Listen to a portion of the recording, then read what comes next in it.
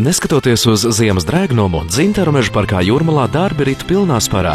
Te top pamat vairāk kā 30 metrus augstam skatu tornim, no kura jau nākamvasar pilsētas iedzīvotāji un viesi varēs vērties uz pilsētas panorāmu un jūru.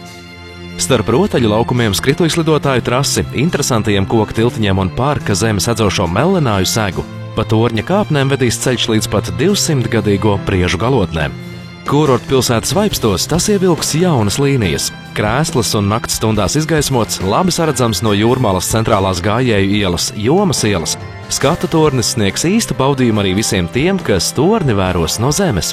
Šis ir augstākais projekts manā praksē, un arī šobrīd Jūrmalā es domāju, ka tas ir augstākais publiski pieejamais punkts virs Jūrmalas, kur mēs varēsim redzēt, teiksim, jūru un vienu daļu no pilsētas. Uz tikšanos Jūrmalā!